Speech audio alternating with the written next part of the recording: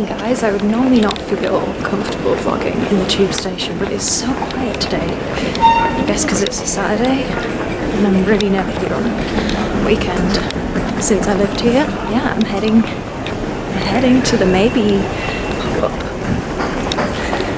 which is absolutely wild and crazy, and I can't believe I managed to get a ticket, but there we go. And that's not even the main reason I'm in London. Hi, so I actually didn't explain what the main reason I was in London was, and that was that I was asked by a charity called the Albinism Fellowship to do a talk, just because one of the people there had heard me being interviewed by another model, and I talked about some of my experiences growing up with albinism. I'm not some like super successful yet inspirational person, but I've just, you know, had a few experiences and try a lot of things, and so I was invited to do that talk. So that was actually why I was originally in London that day, and I just thought I'm gonna try my absolute darndest to get a ticket to the Maebe pop-up because it's perfect timing and everything worked out, so yeah.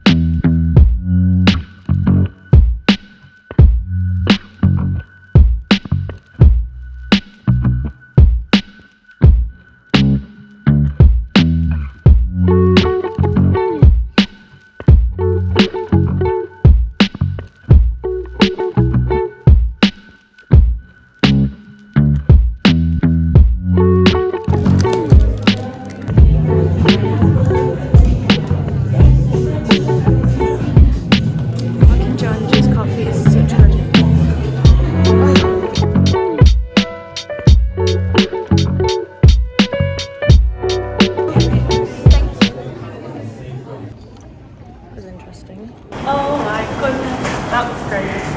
Alright.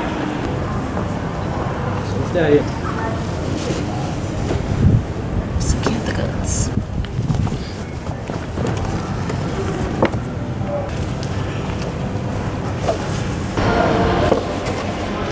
I got a t-shirt.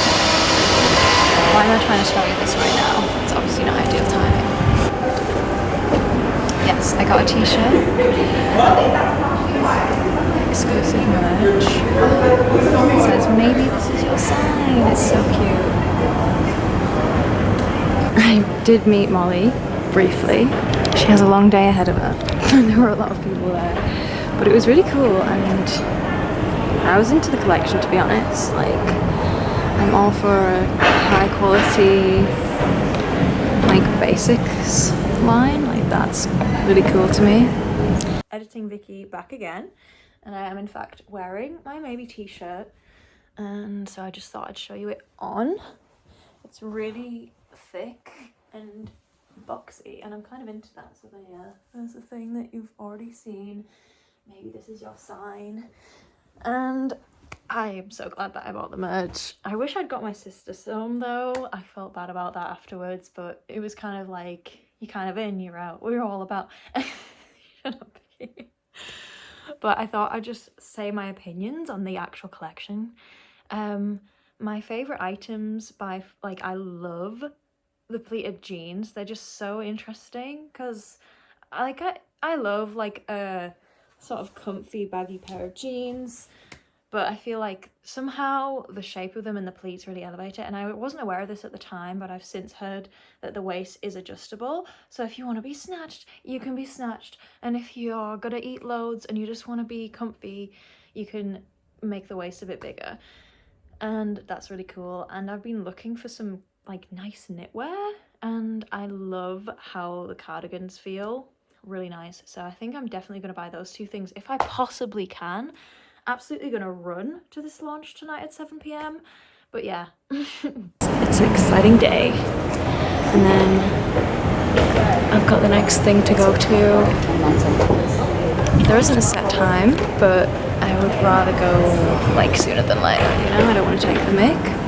I want to just find somewhere to sit. I don't want to go to a cafe or anything. I've just had a Joe and the Juice coffee that I was given at the Maebe event.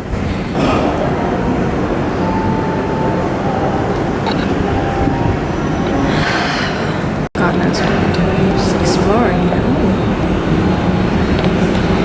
It's really odd. On my way to the Albinism Fellowship event now.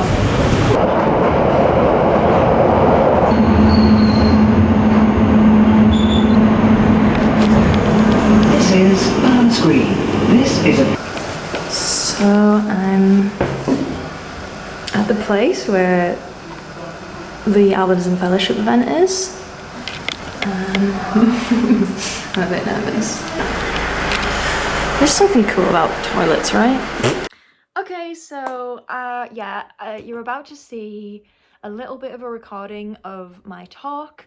I was addressing teenagers. I thought that I would mainly be addressing parents who have children with albinism and are just kind of, you know, their children are quite little and they don't know what their future's going to look like with a disability that causes a visual impairment. The gist of the talk, I'm not including much of it because unfortunately there was so much happening in the background that if I was doing, like, it's going to be a headache. So I've just included like a little bit to get the gist of it. I think it went well, and I was addressing teenagers, which was really cool because that is an age that I was like kind of struggling. Like my mid to late teens was such a roller coaster of insecurities and emotions, and it wasn't necessarily just to do with albinism, but just at that age I think you want to like discover yourself but also fit in, and it's just a really weird time of turbulence. So if I gave any of them any confidence, then that's a good thing. I got interviewed by this girl and we talked about my experience in the fashion industry and just everything really, just my perspective on growing up with albinism, and Christina wanted me to kind of talk about similar things here. In my personal life I've done a lot of things. It hasn't sort of stopped me from doing much, to be honest. Yeah, it's like a book to flick through. So the first half is modelling, and the second half is some artwork of mine. I think that's it. Coffee. So I might start by just talking about myself a bit. So my mum found out I had albinism when I was a few days old, and that was because the midwife luckily knew exactly what the condition was.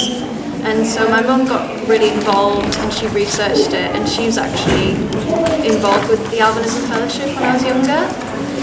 This cutting's even worse, but yeah, I forgot to mention and didn't film any of this bit, but after the Albinism Fellowship I went to meet up with my friend Laura and we got some food and sat in Hyde Park and chatted, and that was a really lovely end to the day. That brings us to the end of today's vlog.